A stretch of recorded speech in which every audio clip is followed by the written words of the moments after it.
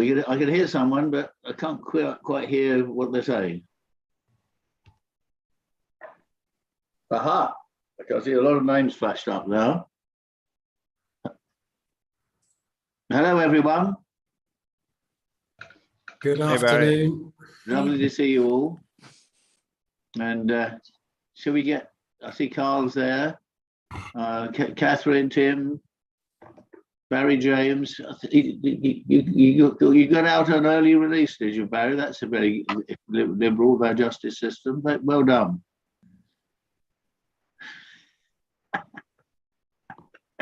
Yeah. I've known Barry a long time, so I'm allowed to pull his leg. Saying yes, they've got a new scheme. Anything to do with Barry Shearman, it all goes away. Okay, shall we get on with it? I am not chairing this session, but I'm going to say a few introductory words and to get us started. And this is to say that this is not controversial, because people know that when we started Huddersfield Sustainable Town Commission, we did it because, and I would never say this loudly outside, or sorry, inside the constituency, that we are the typical town of Britain. If I said average town, I would be scalped, or something awful would happen to me. But we are, if you look at all the stats, and I originally trained as an economist at the London School of Economics, and I look at the stats, we are a microcosm of the United Kingdom. That gives us a wonderful opportunity, because if we can turn Huddersfield into a truly sustainable town and a truly sustainable community within Kirklees, why can't we do it everywhere? And so the journey that we're on, and increasingly we're getting people joining us with a whole range of qualifications. The further we get, the more we are dedicated to preaching and spreading the word about the rigor of the Sustainable Development Goals, because they are rigorous. If you're going to follow them, it's not a nice feeling after tea. It's not something that's jolly good and you feel good about it. These are tough objectives, tough rules that you have to meet in terms of performance if you are going to be judged as sustainable. And of course, you all know that we consulted on what our local community thought were the first things we should tackle, and following that, we introduced working parties on specific areas. So Bill chairs industry and commerce, Mike Sills, health and well-being, and Sid Sadiq, the transport working party. So that's the pattern we have. So we have really high quality of expertise working on specific targeted areas. But what we've always known is if we are going to be truly sustainable, we need to have truly sustainable practices in terms of education and training. We need to get more people into green skills and green qualifications. And can I just say that that's right across the piece. Sorry, someone trying to get in? Okay, so and we don't mean this in terms of a narrow one particular program. We know there's been several government programs. Some of them have been helpful, others have not fulfilled their promise. What we were after from the very beginning were two things. First of all, to have appropriate way into green skills for someone going out of education, full-time education at 16. Someone going out of full-time education and looking for a new opportunity at 80. Someone coming out of a degree or a diploma at say 20 or 21, appropriate green skills, green education. So from apprentices right through to postgraduate, we wanted there to be a pathway that we could highlight that took you into the green economy and made you useful for all those objectives that we have shared in terms of COP26 and so much else. So that has been, I've been trying to bring together, and this morning I hope we can work on this. What are the appropriate ways to offer the right thing to the right age group at the right time in terms of getting green skills? And alongside that, it's no secret that Bill and I and the team have also believed that this should be absolutely linked to encouraging anyone who wanted to start a green enterprise, a green business, that we should also be helping them in order to give them advice and support, mentoring, and possible link to financial investment to get their enterprise going. So although today we're talking about education and skills, we do have in our minds that green enterprise, new green startups of every kind, whether they're social enterprises, private enterprise, cooperatives, companies about limited by guarantee. Look, we want to encourage those. So, Bill, that's my intro. I will do some summing up at the end, but over to you. Okay, Barry, thanks, and welcome everyone. Delighted to have an opportunity to get together here, and thank you for Barry's team for pulling this together. As Barry mentioned, the objective here is to discuss action that might be taken at the local level, the regional level, the West Yorkshire level, I guess these days, that's going to make a real impact on the climate emergency that we are facing, primarily today by producing people with the required skills in the required numbers to make a difference. So the dialogue is about how the heck do we do that?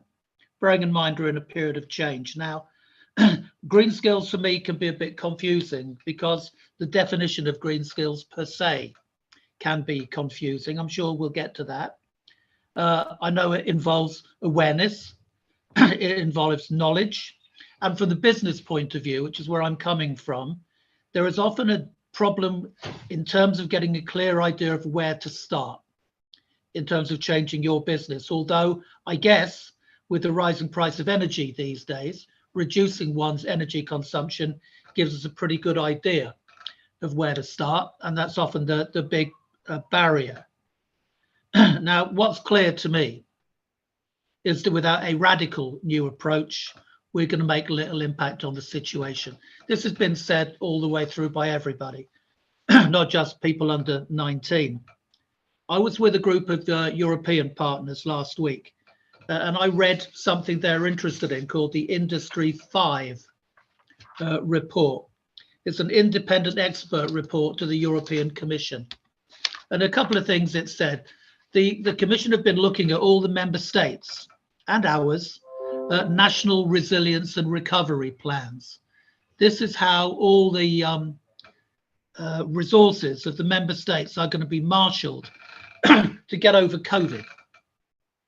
Now, they've said that the first analysis, they've said all the member states have given priority to measures aimed at protecting current economic and social activities, protecting the vested interests of both of those, looking at mitigating the short-term impact of the pandemic rather than creating the preconditions for change.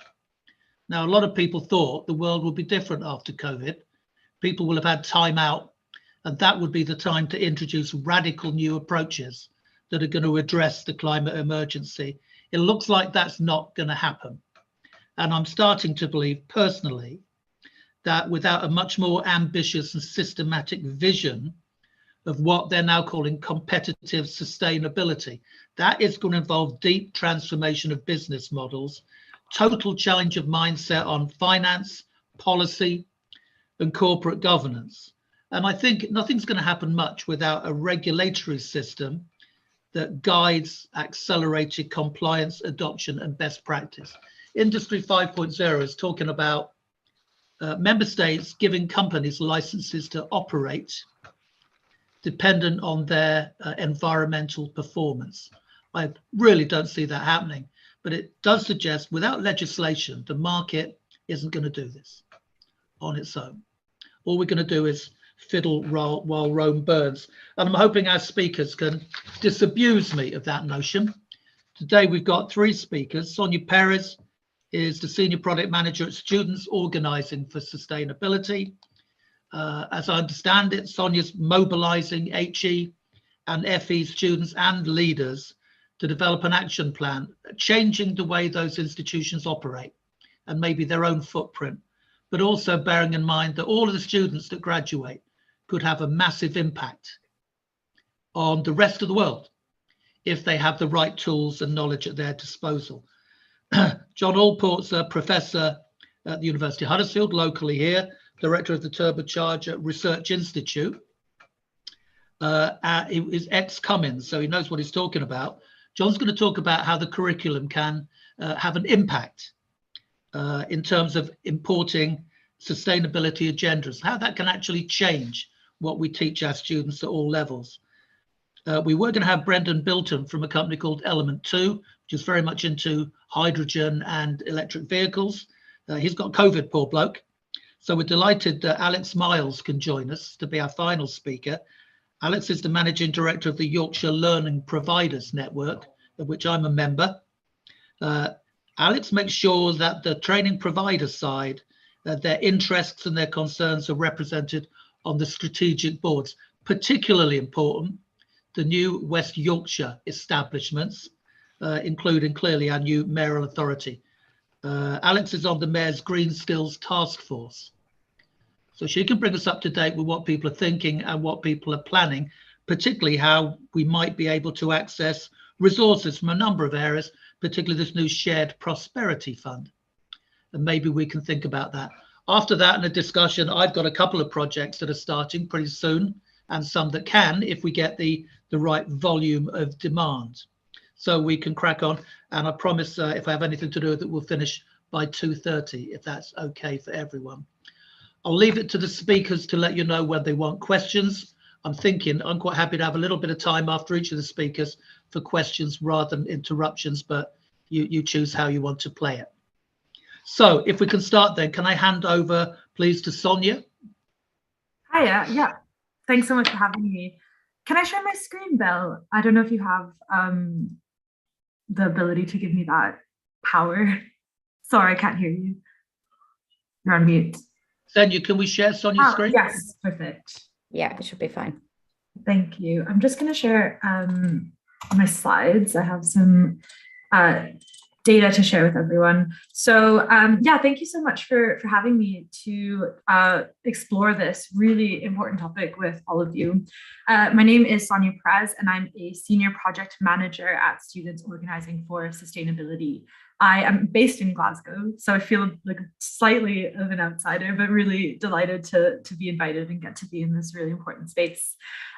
So what I want to do today, I think for around the next 10 minutes, is talk about student demand for green skills and sustainability skills. I'm going to share some data from research that we've been conducting from the past 10 years about student demand for green skills. And then I think what we'll do is questions at the end, just so we can sort of get through the content. Just briefly before I talk about our research, I just want to introduce Students Organising for Sustainability. So we are an educational and sustainability charity that was developed by the National Union of Students, students and staff from the National Union of Students in 2019, essentially to go further and faster with the sustainability work that the NUS was already doing, but to a much sort of more, a faster extent, essentially. And what we do is we work on a variety of campaigns and programs to support students and learners to lead on and learn about sustainability. So having the understanding of the climate crisis and the challenges we're facing, but also having skills and attributes and values to be able to take action and to really make a change. So going beyond just knowing about the challenges we're facing. We work to embed sustainability in education. So just really ensuring that sustainability and green skills are the foundation of everything that's taught and learned. And lastly, we work to make sustainability and working in sustainability and green skills more inclusive. The climate crisis will impact everyone. And because of this, we need a broad range of experiences and concerns, priorities, desires even, represented in our response to the climate emergency. So we really need to make sure that students and learners are able to contribute to sustainability by developing those green skills. And at the moment, it's very inaccessible, but I will talk about that. Excellent. So I want to begin with talking about students and the role of education in tackling the climate crisis. So since 2014, we've been asking students from across the tertiary education sector, so from across colleges and universities, how concerned they are about climate change. And in March 2019, we saw this concern rise all the way to 91% of students who were surveyed. So you can see student concern is shown by the blue line going through the graph. And then correspondingly, data from the Government Department for Business, Energy and Industrial Strategy has also been asking the general UK population how concerned they feel about the climate crisis. And that's shown in the red squares below the blue line. And I want to highlight something really interesting here. Student concern for the climate crisis is on average higher than the general public's concern for the climate crisis. And in March 2019, where student concern reached 91% of students surveyed, 80% of the general public felt concerned by the climate crisis. And I want to highlight this because this is such education, students, learners, at such a crucial place for us to talk about sustainability, for us to support students to develop sustainability skills because of this concern. With knowledge of the climate crisis at such a high proportion, and with concern of the climate crisis at such a high proportion, students are at the risk of developing overwhelming climate anxiety, feeling completely disempowered. And so what we really need to do is focus on those green skills, focus on those sustainability skills to empower students, to allow them to take control of their future, to be able to shape a better and more sustainable future.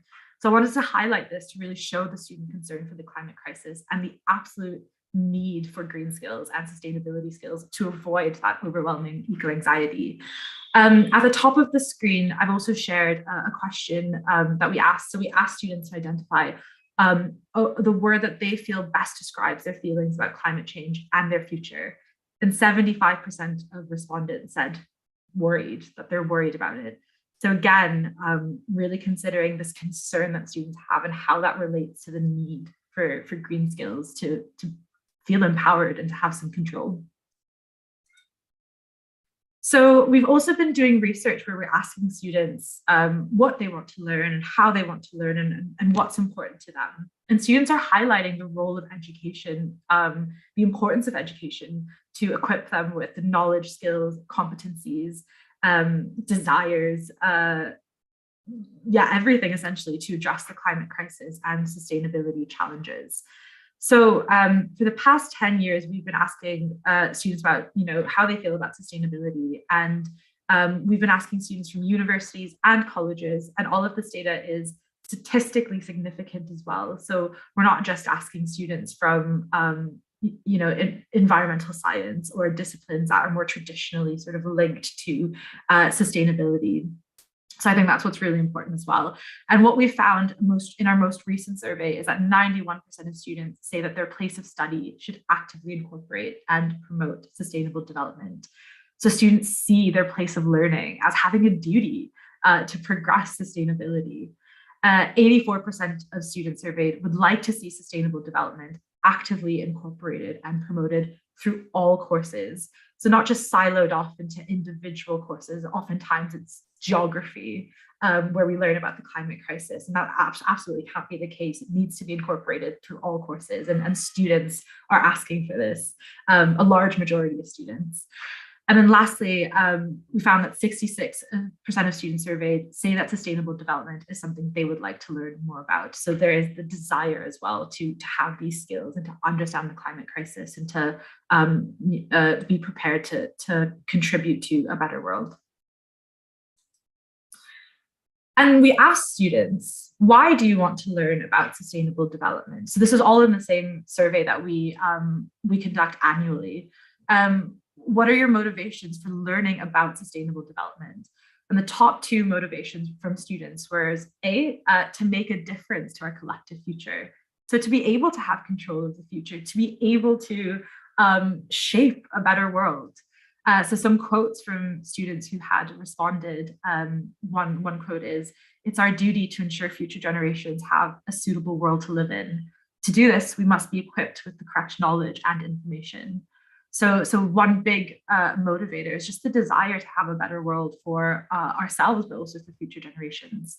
And then another motivation is career aspirations, and really seeing and believing that sustainability is going to become increasingly relevant in future careers.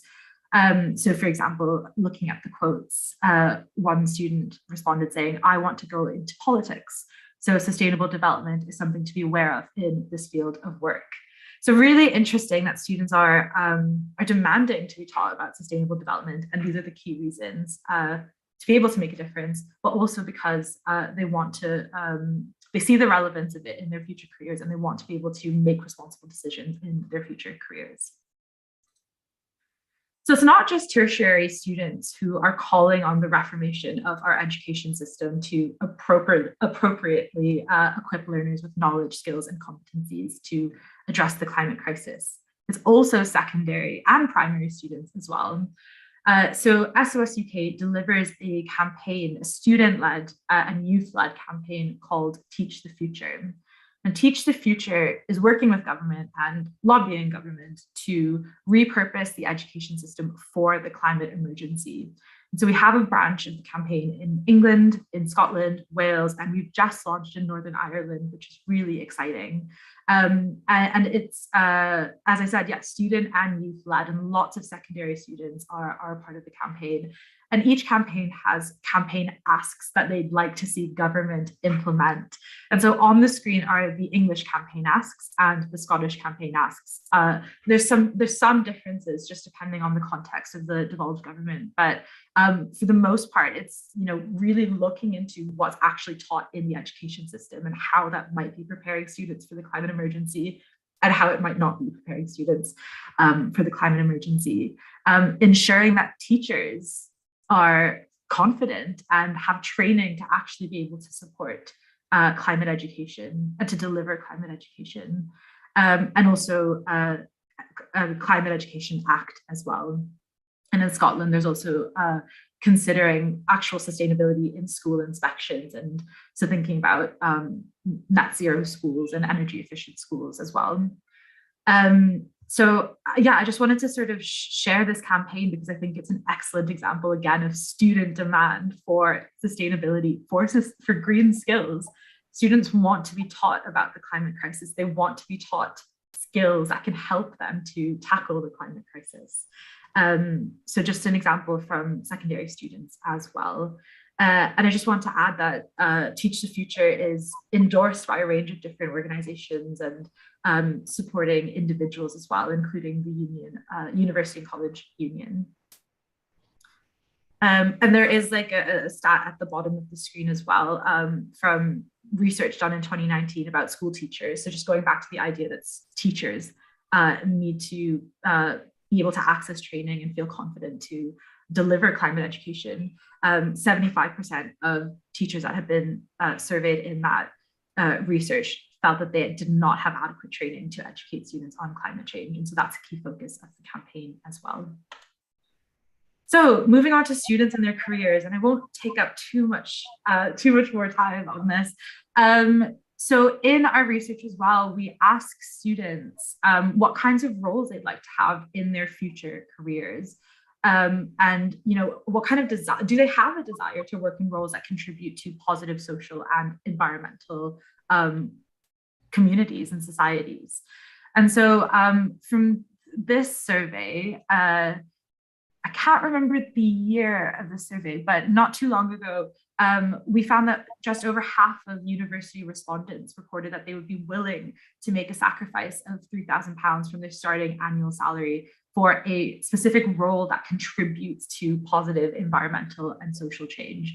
So you can see on the left-hand side of the screen, that's the option one, which is a position with a starting annual salary of £3,000 lower than average.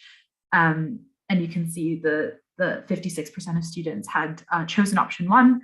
And then option two on the right-hand side of the screen is the opposite. So a position with a starting annual salary of £3,000 higher in a role that doesn't contribute to positive environmental change. So slight sort of majority here, where we're seeing more students wanting to take a role with, or willing to take a role with a lower annual starting salary if they're able to contribute to social environmental good. And we also asked students if they would be willing to work for, if they were willing to take a position with a starting annual salary of £1,000 lower. So not 3,000, but 1,000. And here you can really see that the demand is, or the desire is a bit higher, with 77% of respondents saying that they would, in fact, take a starting salary of £1,000 lower than average to be able to contribute to a better world and a better society. So that's on the left-hand side of the screen. And the right-hand side is the option of having an annual starting salary of £1,000 higher to not work for an organization, or to work with an organization with a poor environmental record. So here you can really see again that students are willing to make these sacrifices to be able to contribute to a better world and shape a better world. This is not at all to say that students should be making these sacrifices. Green jobs should be well paid. Sustainability jobs should be well paid, but this is purely just to highlight that students are willing to make these changes in their lives. So we also asked students to describe the sort of ethos they are looking for from future employers. And on the screen is just a range of different responses that students gave us, and this is from 2017.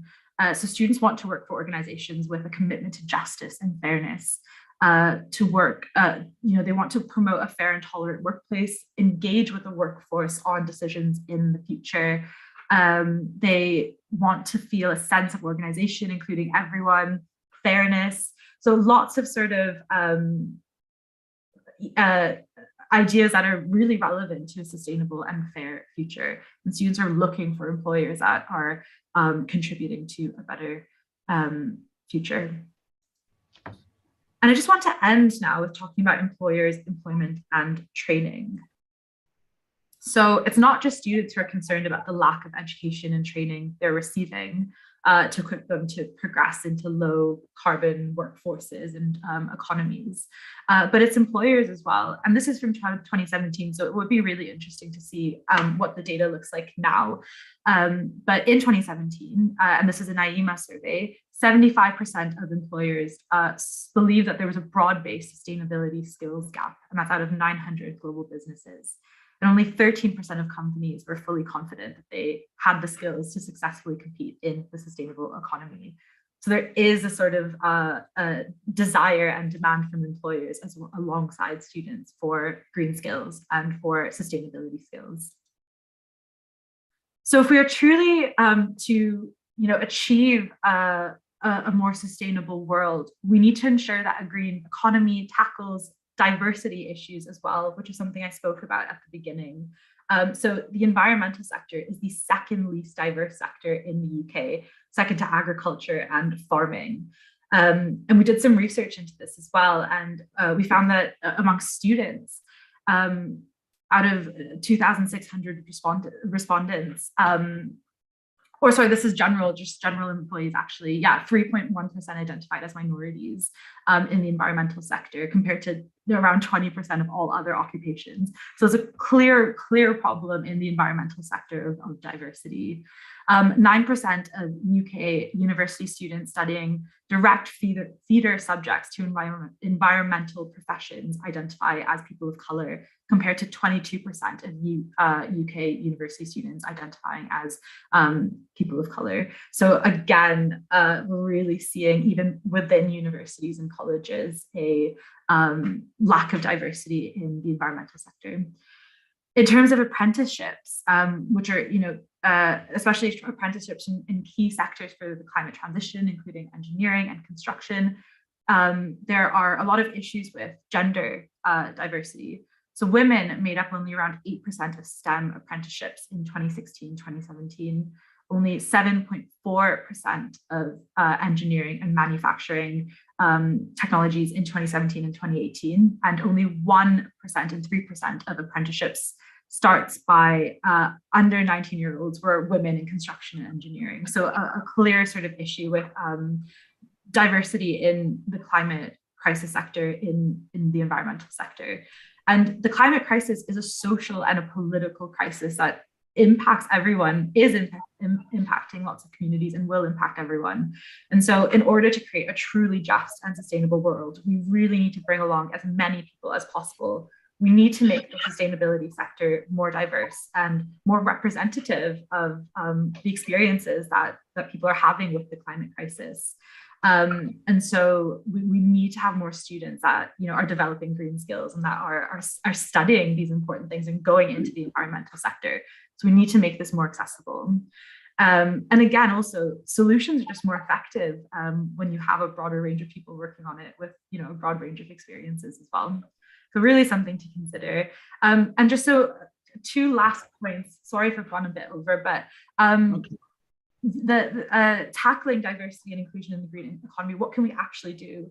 And so I know there was in the sort of synopsis of this event, there were some points about the Kickstarter scheme and how it wasn't as effective as it could have been for the environmental sector, which is true, but there is some really good examples that I'd like to share. So there was, SOS has been a part of Race for Nature Recovery Kickstarter scheme, which was led by Action for Conservation, Generation Success, SOS UK, and Voyage Youth. And it aimed to leverage governments government investment via the Kickstart scheme to essentially place young people from Black and other communities of color into work placements at environmental organizations. And so we've placed over 125 young people in organizations through that program. 50% have been students of color or young people of color, and 71% were from groups that are underrepresented in the environmental sector, which includes people of color, disabled individuals, and people from low-income backgrounds as well. So I think that is, a sort of win from the Kickstarter scheme. And then just lastly, also looking into apprenticeships and trainings, it's really, really important to really consider how we can make apprenticeships, trainings, education more accessible to students, whether that's looking at bursaries, race equity requirements. How can we support the current and future workforce through apprenticeships and through education? And I think there's a range of ways, and I think it really just starts with listening to students and what they want and what they need. And lastly, whose responsibility is it? Responsibility can't keep falling on NGOs, activists, individuals, single politicians. The climate crisis is a systemic issue. The social injustice is a systemic issue. And if it's just individuals or NGOs that are working on it, unfortunately, those are just band-aid solutions that really aren't dealing with the root causes, which are systemic injustices. So we really need government, employers, professional bodies, education providers really all coming together to address this, to make green skills more accessible and to really embed sustainability in education. Okay. So sorry if I've talked too much. Thank you so much. That's really great. No, thank you. I found that very interesting. I think I'm going to leave a rhetorical question and we'll pick up some more questions, I'm sure, towards the end. I want to make sure we can fit all the speakers in with enough time. My rhetorical questions would be, how much confidence does the results of your research on the level of student concern give you confidence for the future? And I guess alongside that, more importantly, exactly how do teachers convert or aim to convert that level of concern, that level of anxiety into action in graduates' personal and professional lives? And I guess if you have a construction course, you could specifically educate students on what you can do in your sector to make things better. But my concern is that you mentioned a bit, it's a political and a social issue.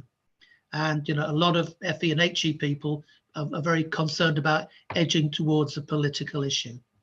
I think your last chart about responsibility, my view these days is the government hexagon has to be massive, because really the vested interests in most of the other areas are going to prevent action rather than stimulate it. But let's come back to that, if we may, and let's bring some questions in if we leave time at the end. I'm sure we will. Thank you very much, Sonia. That was great. John, can we move to you, John, to talk about what's happening at the University of Huddersfield and your views on how we can develop that curriculum and embed sustainability in it, which is what I was kind of getting at with Sonia. Fine. Yeah, thanks for that, Bill. I'm not quite sure I'm going to explain exactly how to embed sustainability, but I'm going to give you a few thoughts on how we might want to start to develop and to bring these things in. Right, I'll just share my screen if I may. To slide.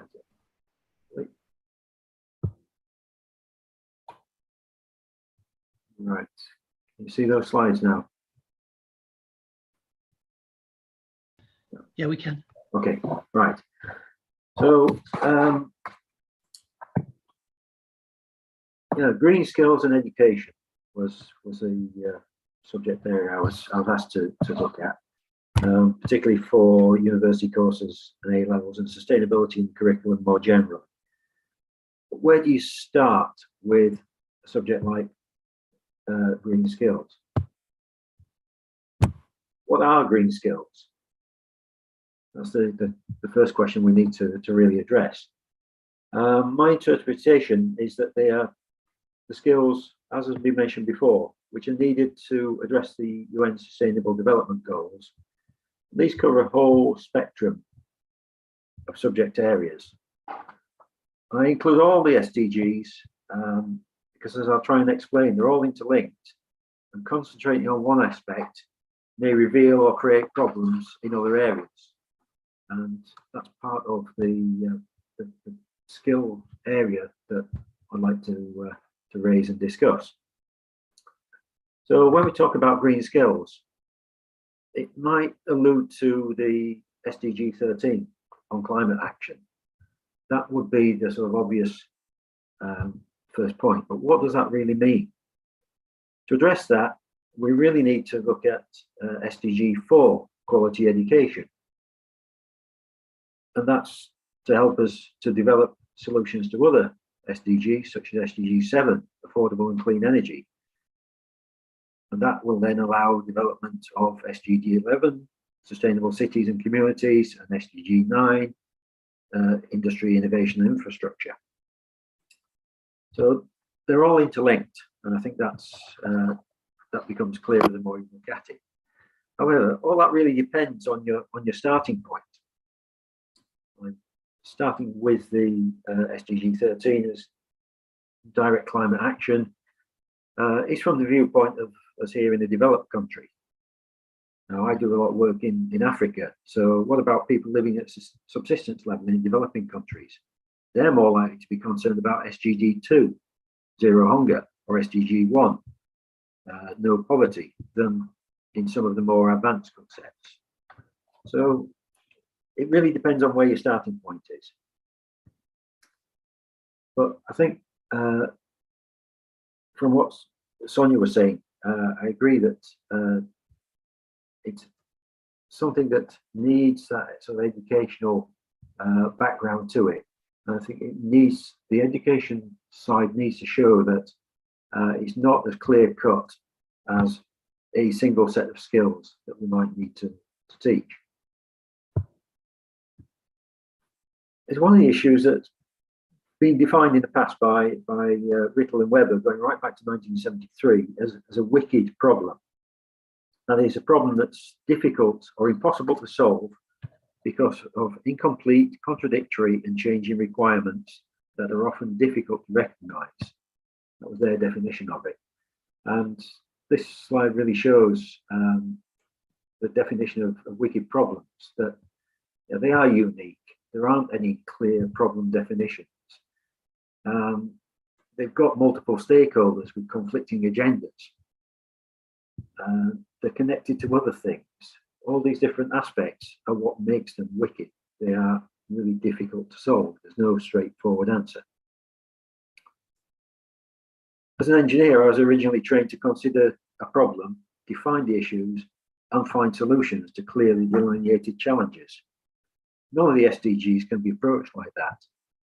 They're all too complex to be able to define such a straightforward approach to them.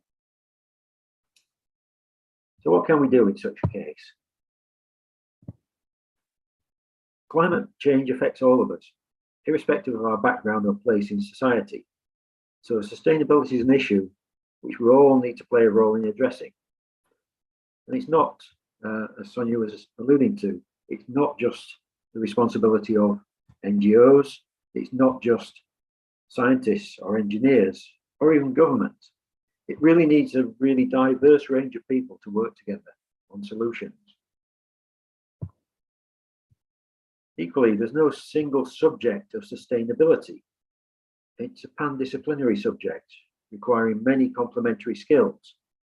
And that's why groups such as Sustainable Huddersfield and the Kirklees Climate Commission have members ranging through business leaders, teachers, community leaders, engineers and scientists, as well as many others, to try and give a true representation of the local community as possible.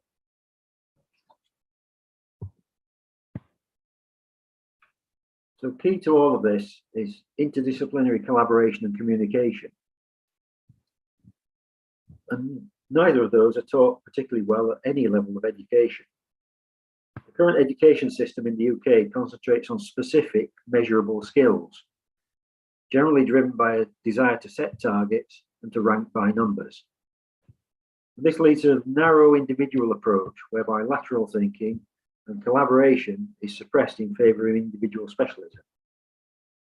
And these specialist skills are important and useful, but they need to be put together. They're only important and useful in the way that key ingredients are important in the recipe. They're not the same without all the other smaller aspects that go to make up that overall flavour. So green skills need to be holistic, looking at the big picture rather than any single part of it. And again, I agree with Sonia that sustainability like this should be embedded at all levels because it affects all levels and it needs to be developed as part of a holistic approach. So just an example of this where you need to look at these things more broadly. The current project I'm working on at the university is to consider the installation of a hydro turbine research facility for green energy. But it's necessary not only to involve technical engineering staff to develop the machinery, but lawyers to consider the ownership of the land, biologists to consider the effect of the fish, environmentalists to look at the overall effect of diverting part of the river flow. And that's before we start considering dealing with the council, the Environment Agency, Canal and Rivers Trust, Northern Power Grid, the landowners, all the other stakeholders in the project. And unless all of these groups can work together to find an acceptable solution, the project can't go ahead no matter how useful it might seem, or no matter how high potential future benefits it might have. So, and it doesn't really matter whether you want to put in a small hydro turbine like this, a bigger hydro turbine like this, or even a massive hydro turbine. You've got to go through the same steps.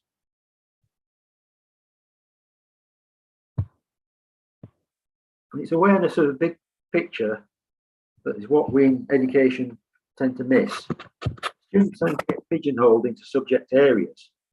So when they come across one of these wicked problems, which cuts across multiple disciplines, they don't necessarily have a wide enough perception of the scope of the issue. This is where either multidisciplinary study or cross-disciplinary collaboration comes in, to give at least an awareness of how to start to approach these complex problems. It also needs a level of education in working for the benefit of others rather than for the self, which seems to have been lost over the years in pursuit of excellence driven by league tables. It's therefore important when setting targets that the targets drive the desired behaviour and don't lead to unintended consequences. All is not lost, however. There's demand for action, as has been clearly demonstrated by Sonia, from those wishing to be educated. And it's our responsibility as educators and policymakers to respond to that demand. We need to be more flexible in the way that we design our curricula and even in the way that we teach existing subjects. Real life problems don't have a simple single answer that can be easily marked. Students need to learn how to approach problems that are like that, rather than just learning the method to answer a specific question. It's not difficult to contextualize problems to show how the different aspects of the problem are interlinked, or to cross-link between subjects to consider different aspects of the same problem. Bill mentioned that I worked previously at Cummins. When I was there, I ran activity days, and the theme was the Bloodhound Land Speed Record car, which could have been construed as being only of interest to boys with interest in cars. And the challenge was to break this stereotype perception and make it interesting across the whole curriculum. And with some thought and imagination, we managed within the events to include the history of transport and land speed records, the geography to determine whereabouts in the world you could possibly accelerate a car to 1,000 miles an hour and stop it again without hitting anything. Textile technology and fashion design in producing safety clothing and merchandising.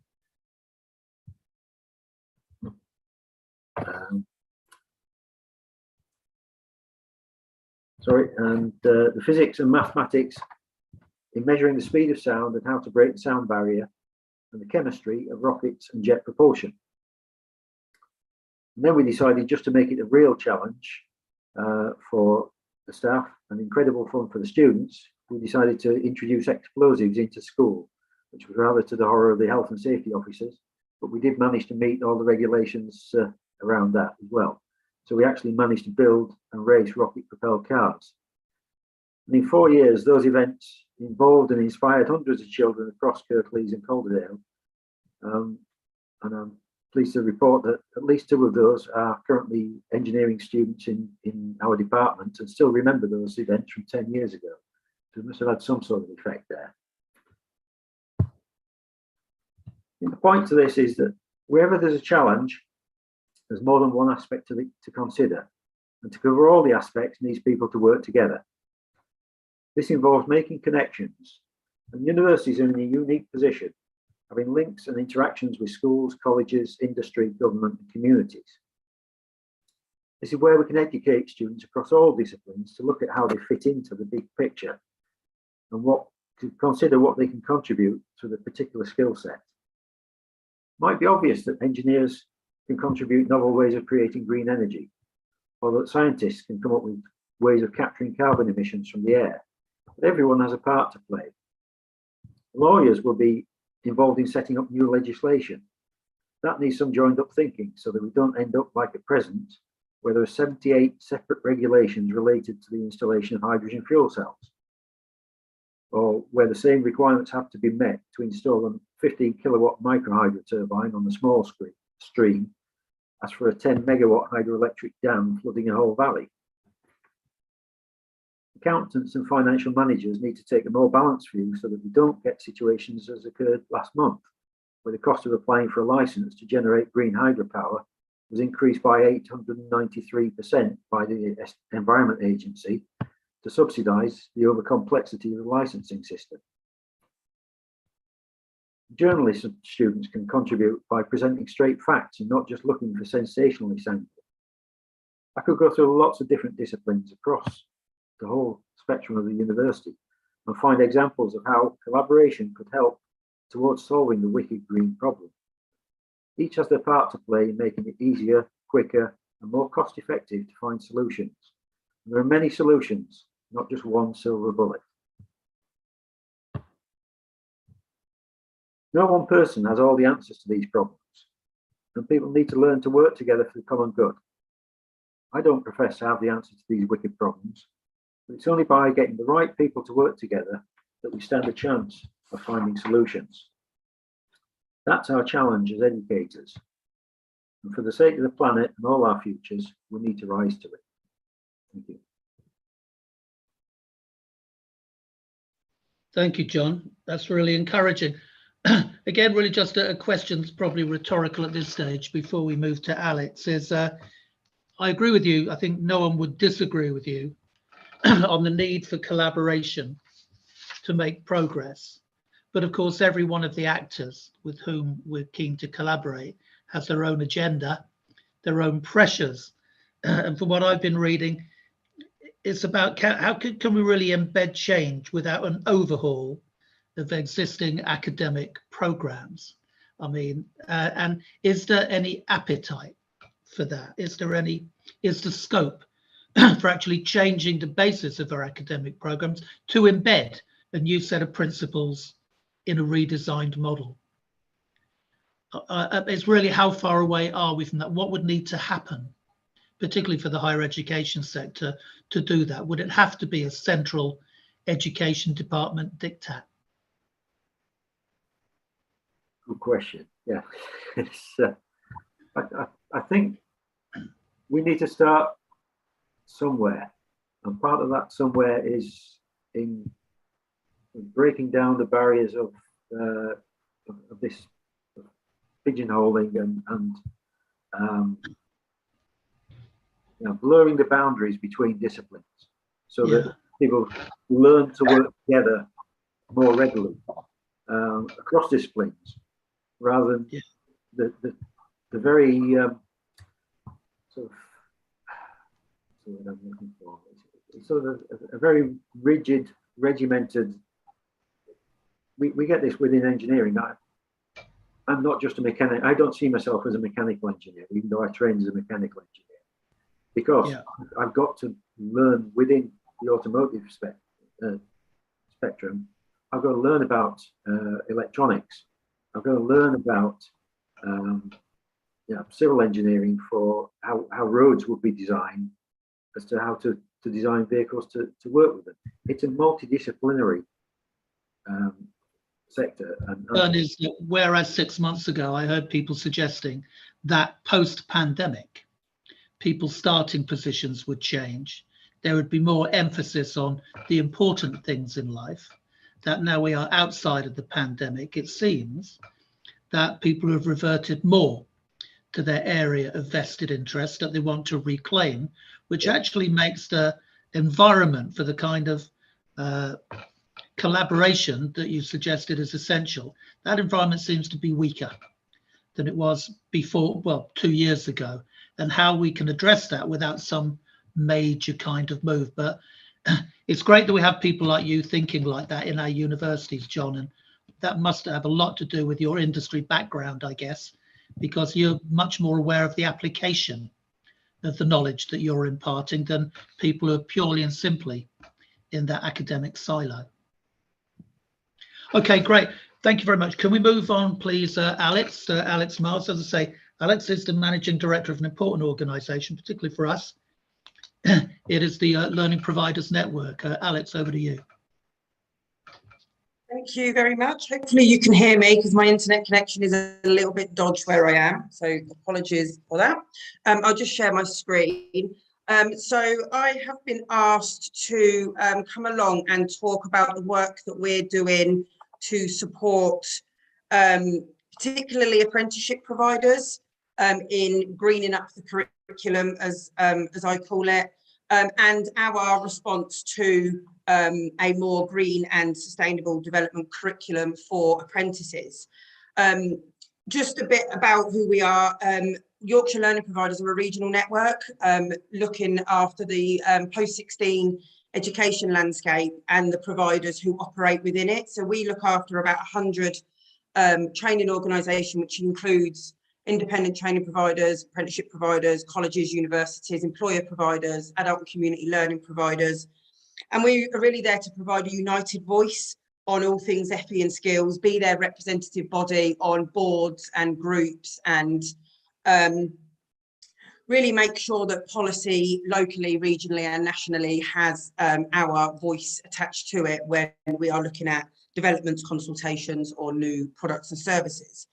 I also like to pride ourselves on being a bit of a positive disruptor, in some cases a policy supporter, in some cases a policy challenger and challenging the status quo when necessary. And I think my response in terms of green and sustainable development sits within those three parameters: a policy supporter, a positive disruptor and a challenger of the status quo, because there isn't enough happening from our sector bodies in this, and which is why we have, as the Regional Skills Network, kind of taken the chalice, poison or not, to try and develop and improve the curriculum response for particularly apprenticeship providers locally.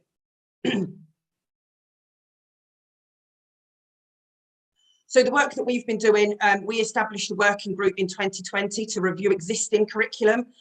We are not prepared to wait around for IFATE, the Institute for Apprenticeship and Technical Education, or awarding organisations to present us with qualifications or present us with apprenticeship standards that they deem are fit for purpose for green knowledge, green sustainable development. We need to look at all curriculums across all funded spectrums, not just focusing on engineering and construction, but focusing on business support services, HR, accountancy, hairdressing, beauty, and how we can adapt, contextualise, embed green and sustainable development knowledge and understanding into existing curriculum. So we established the working group to look at the curriculum, look at activities, look at contextualising and embedding resources that providers could use, and also help providers with developing their own organisational strategy. Not just looking at the curriculum and placing the responsibility within teaching and learning, but getting organisations to look at their institutional response, looking at their strategy, top-down, bottom-up strategy in terms of ESD, the Education for Sustainable Development. And in the back end of 2021, we launched our Green and Sustainable Development Challenge, Ambitions, which is dedicated to FE and skills. It was co-developed between myself and Craven College, supported by the North Yorkshire LEC, to support FE and skills organisations across Yorkshire in really understanding how we can take the Green and Sustainable Development Challenge and build it into a series of ambitions and pledges that we agree to do. So we have now 30 institutions that have signed up, and those 30 institutions have become a GSD champions network, and we meet every quarter. We've actually got a meeting to share practice, inform development, support practitioners. It's great to hear what Sonia was saying around the support for developing our curriculum, the support for listening to the learner voice. My issue is always FE gets challenged to sort out a lot of problems, to develop knowledge, to deepen understanding, to enhance learners' ability to make more educated choices about life in modern Britain. But there's very little support for the practitioners to be able to do that. Where's the CPD for our tutors, our trainers, our teachers, our assessors, our practitioners to go out and have these knowledgeable conversations to pass it forward to our learners? There's lots more that local and national funding bodies, authorities need to do to sort out supporting our practitioners, so they do have that ability and that knowledge to go on and pay that forward to learners. And that's across all curriculum areas. That's not just focusing on engineering and construction. We launched the Green Apprenticeship Challenge during the National Apprenticeship Week, where we had apprentices completing particular challenges that were supporting their employers' response to green. And actually what we're seeing is a lot of SMEs locally don't know where to start on their response. Employers aren't sure where to start. So we're saying, let your apprentices be your voice. Let your apprentices be your champion. Let your apprentices use their apprenticeship programme to help support you on your journey to become more sustainably, environmentally or climate aware. And that's working brilliantly. And it's such a great challenge that apprentices are really enjoying, and employers are kind of chomping at the bit to do more. As Bill said, I am a member of the West Yorkshire Mayor's Green Skills Task Force and some of the subsidiary groups that are working on that. So looking very much at a local response and making sure that skills and apprenticeship providers are always around the table and always got a place to respond. In a lot of cases, when we talk about educating people, there is a habit to go to the local college or the local university and miss out a whole spectrum of our education landscape that includes work-based learning providers, independent training providers, adult and community learning providers that are vital and critical to this agenda and all skills agendas. And there is a little bit of frustration that, well, we know we'll go to one entity, and I think John said it perfectly. No one institution can solve this issue. It's about collaboration, it's about partnership, and it's about working together. So that was really great to hear. So our green and sustainable development ambition and how we're working with apprentices. We have a 4-pillar approach that we are working with our institutions and our apprenticeship providers and employers with. One is around transforming institutions and really getting providers, colleges, universities, whoever signed up, to look at their institutions and work towards net zero by 2030. Looking at the resources and the guidance that is already available, like the Green College Commitment. John's mentioned the UNESCO Sustainable Development Goals, looking at the Climate Commission for Yorkshire and Humber. But also we realise that we can't wait for government guidance and documents to lead change. We need to lead change ourselves at local and regional level. The second pillar is looking at embedding and promoting circular economy, net zero, low carbon, climate change, environmental awareness, whatever you want, into the curriculum. And again, not just focusing on the curriculums that lead to transitions into, so construction, engineering, horticulture, agriculture, but all curriculum areas at all levels for all age learners, whether they're on apprenticeship standards or adult education programs.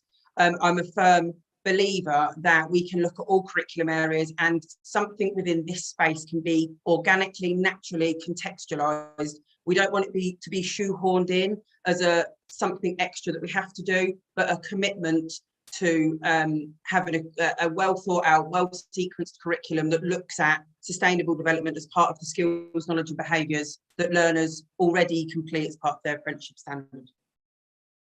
Another pillar is providing opportunities for learners to act as agents of change, and Sonia said it herself, but the learner voice is critical to this. We need to know what learners want to learn about. We need to know what's affecting them, what's worrying them, what they're concerned about.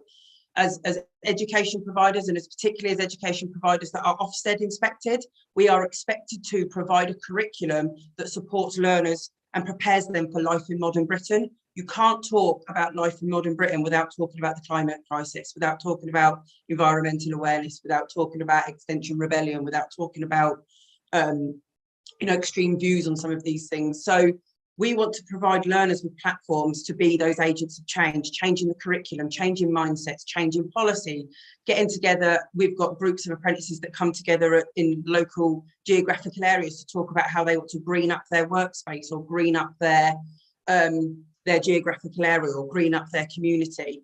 And the more we can let learners be agents of change on this agenda, the better that agenda will be and the better that curriculum will be.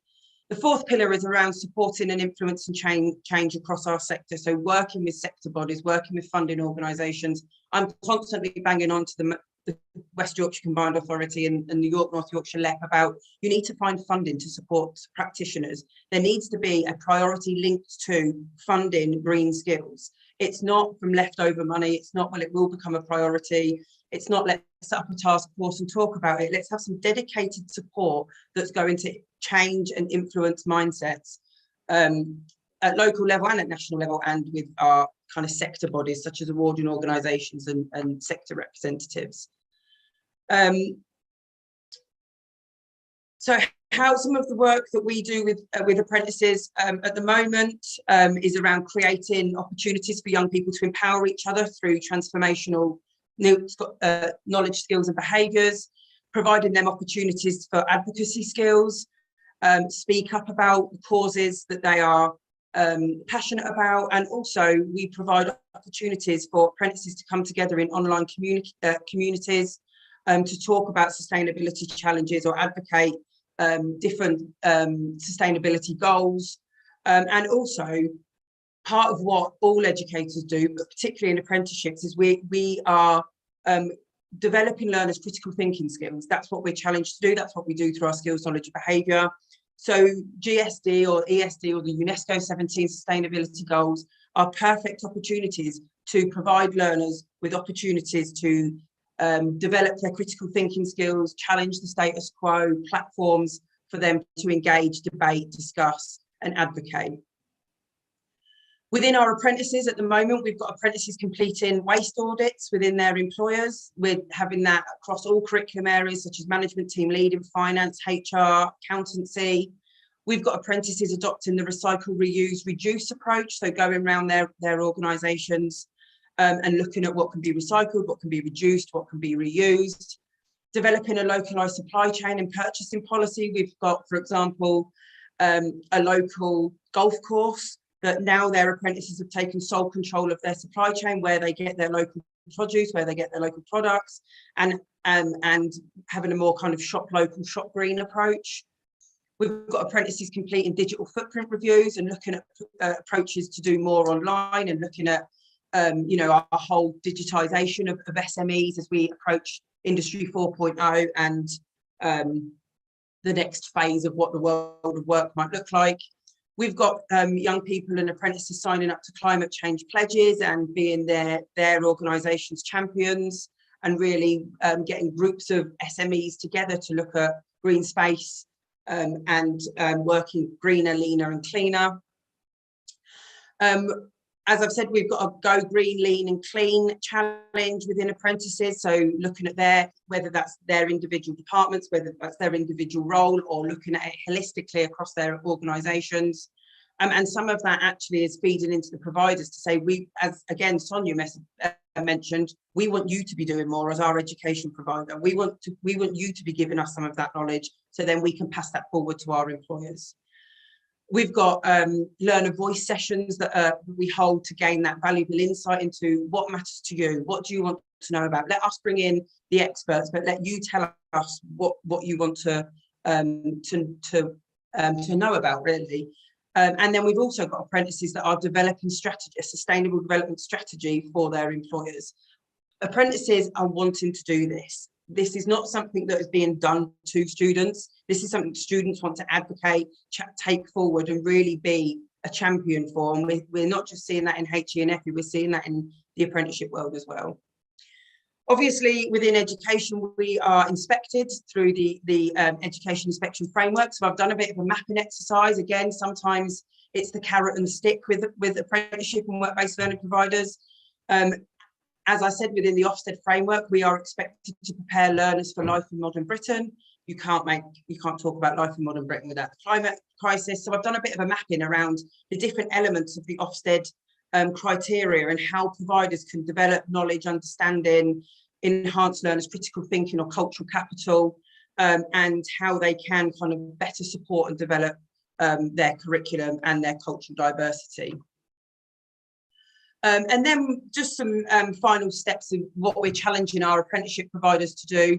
We, at our Champions network tomorrow, have got somebody talking about the work they're doing in Wakefield on the UK Shared Prosperity Fund, in greening up the curriculum for Wakefield.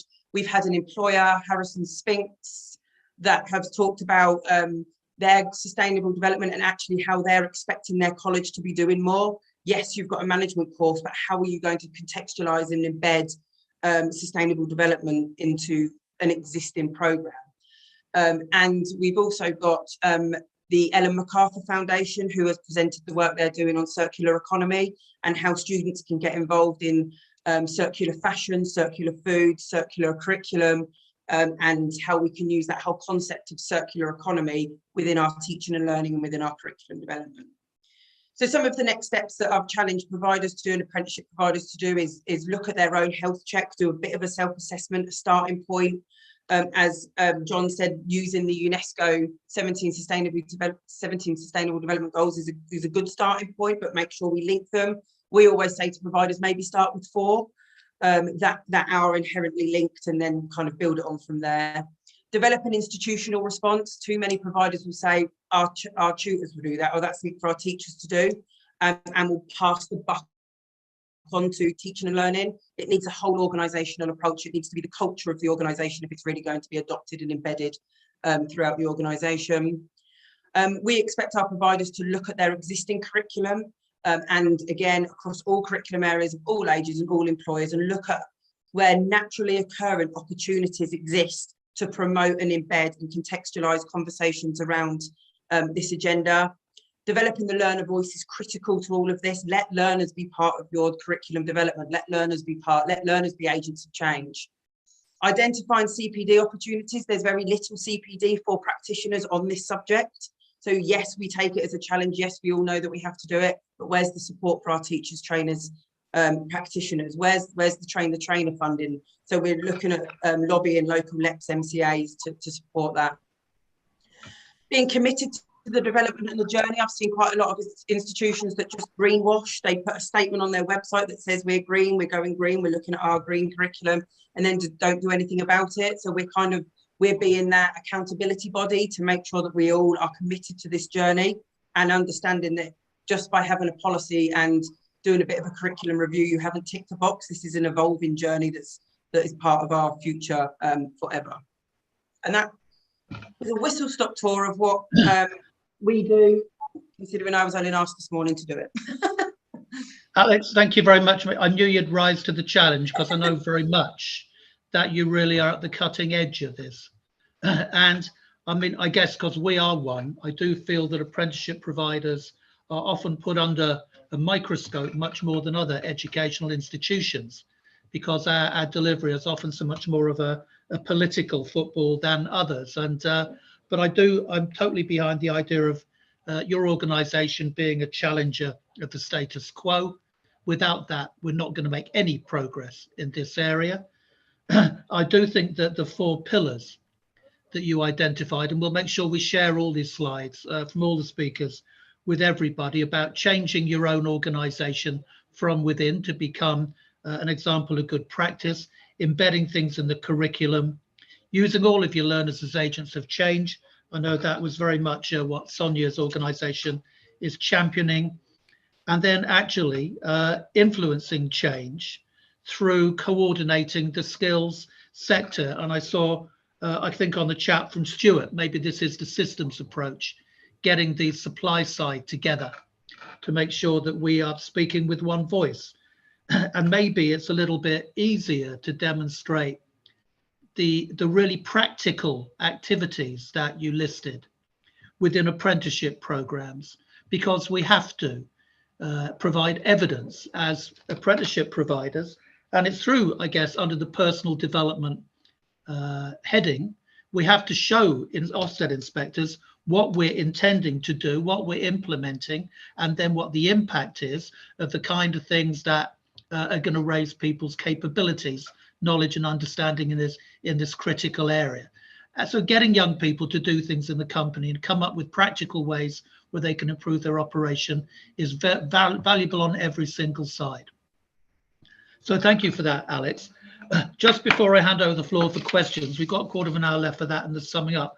I just want to mention a couple of things that have come through Barry's Sustainable Huddersfield group, also the Kirklees Climate Commission, and just generally talking to people. And we talked about the higher education side a lot. I found out that there is an apprenticeship, a level 7 apprenticeship for sustainable business specialist. It's an integrated apprenticeship, an MSc course delivered by the University of Coventry. Cranfield deliver one as well. I think I'm right in saying they're the only 2 establishments in England that do this. The reason I mention it is this is a 2.5-year course.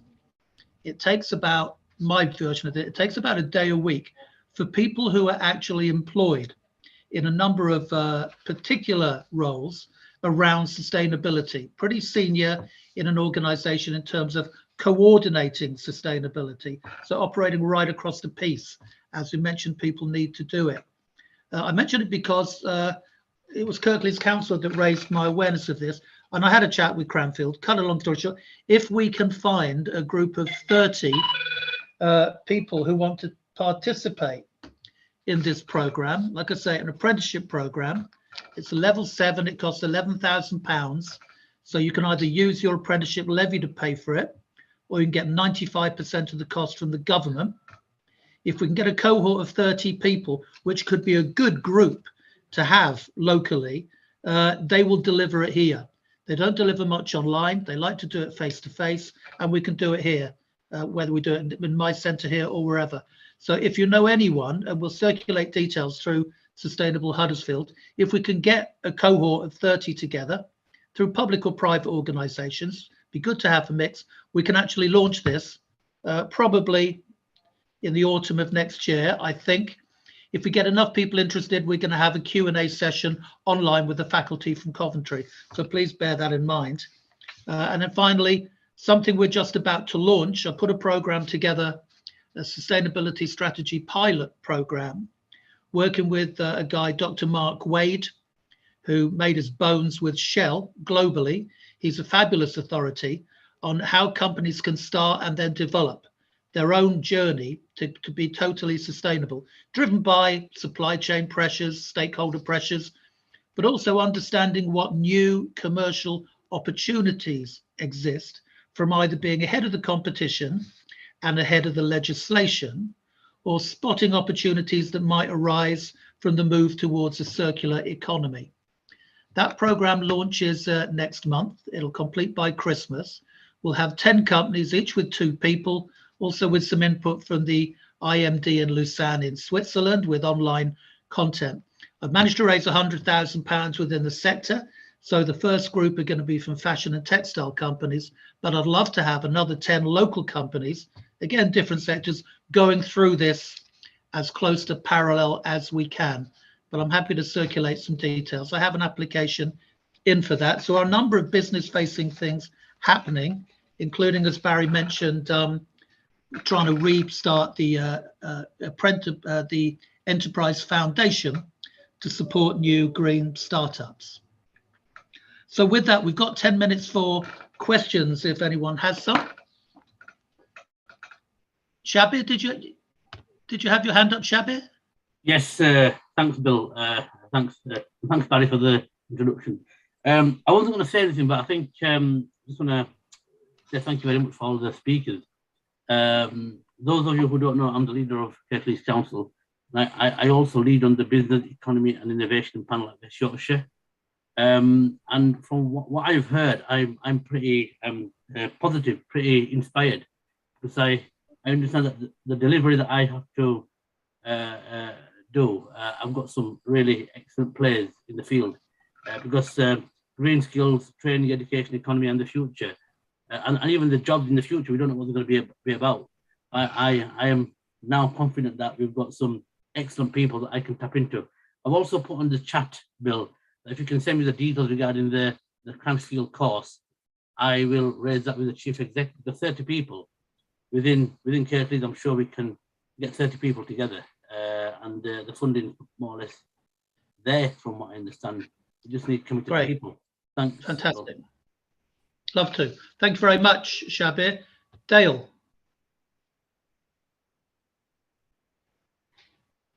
I think you're still on mute, Dale. On mute there. Is that better? Can you hear me? Yeah, loud and clear. Oh, right. I actually came through Kirklees College oh goodness, probably a couple of decades ago now, actually.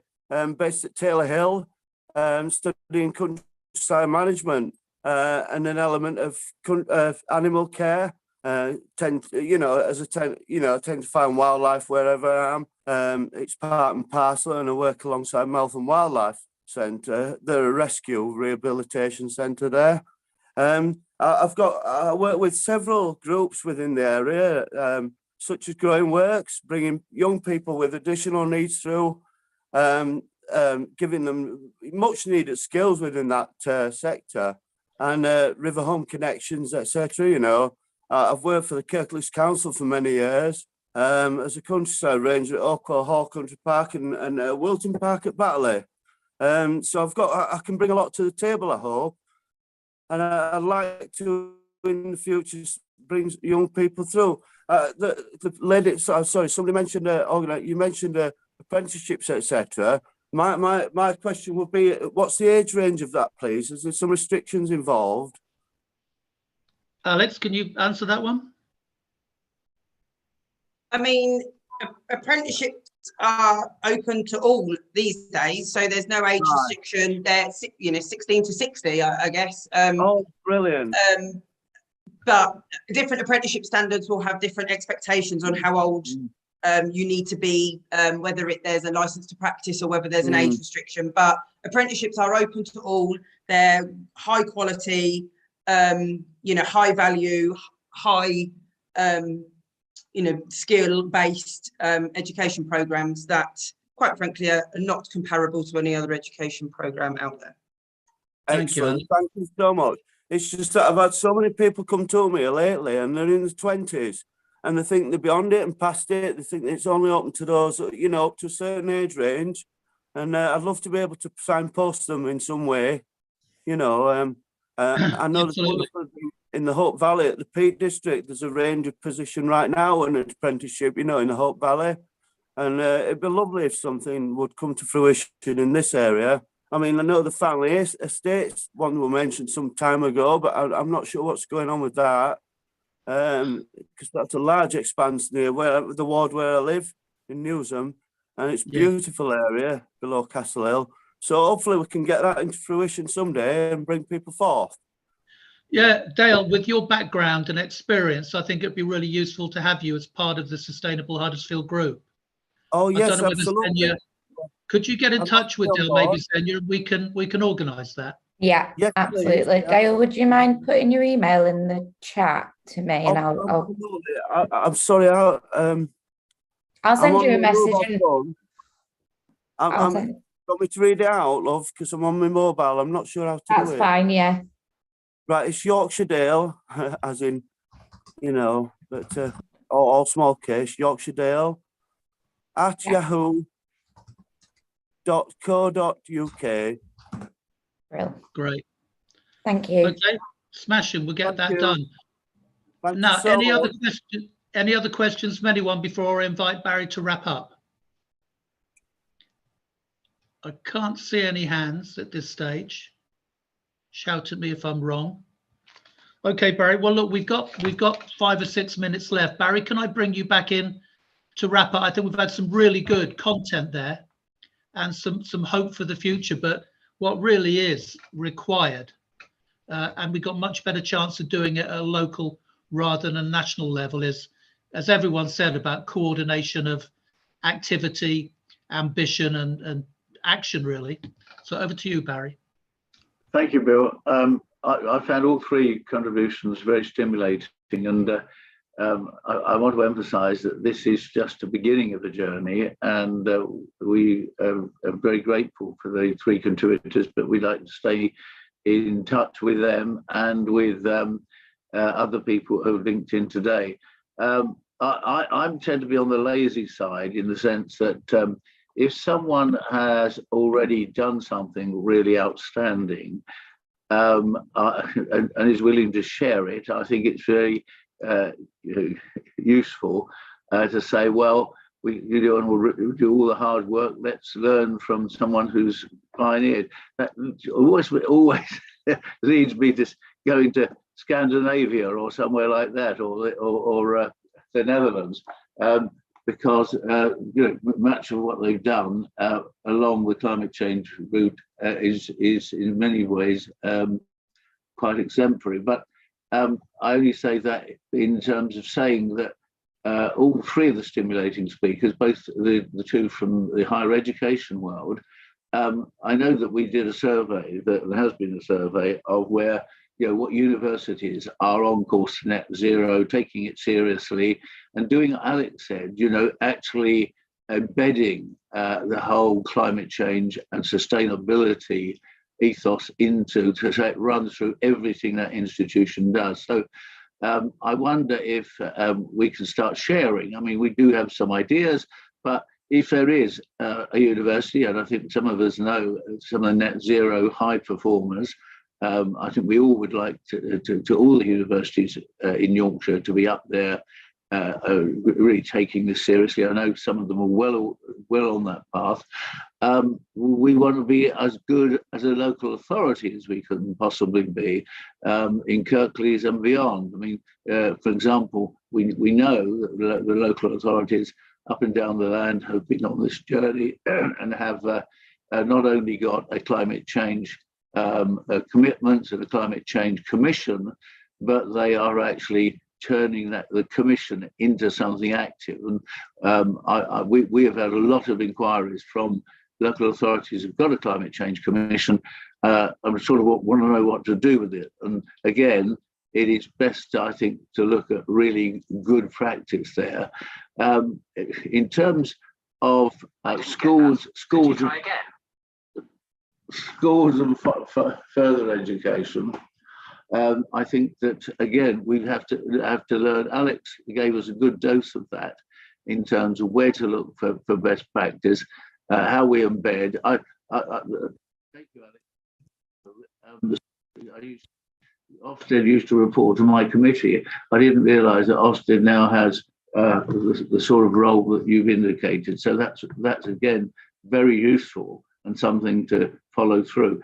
Can I say to the group that if you know people that should be part of this and would like to make a contribution and perhaps learn as they join the journey with us, please tell us who they are. If you also know this good practice and say, why don't Bill, Barry and the whole team talk to them? We want to be as good as we can be and just pick up on good practice.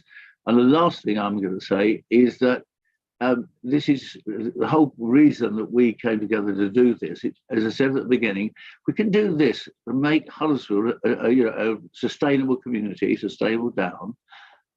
Why can't we have 500? Why can't we have 500 towns, cities up and down the country seriously on this journey with all the institutions within them signed up to that journey as well? Because the people get tired of me saying this, but most of my constituents aren't Bill Gates, they're not even Greta Thunberg, but they are well-meaning. They do want to do something. They don't know where to start. What we're trying to do is say, even in getting education and skills, even getting involved in practical work in the community, and no one's mentioned nature recovery networks today, which is one way, but lots of the people in our country, in our communities, want to roll up their sleeves and get started. And so this whole idea of getting this sustainability 500 town, cities and communities, we're really earnestly, there's a group of MPs that will help deliver that up here, or down here, sorry, forgotten where I am. Just come out of the House of Commons chamber and disoriented. So we could help deliver in the way we can. I know that I'm just talking to Dan Norris and I've talked to Tracy Brabin. We've got ways of moving this forward, but moving forward faster. There's too much talk around this subject and not enough doing. And I think all three speakers, indicating that that's the kind of passion they have, the experience they have, and the desire to get on faster rather than slower. So can I thank everyone for being here today? Tell people about what we're doing, recruit new people, and let's get on and really transform our communities. Thanks, everyone.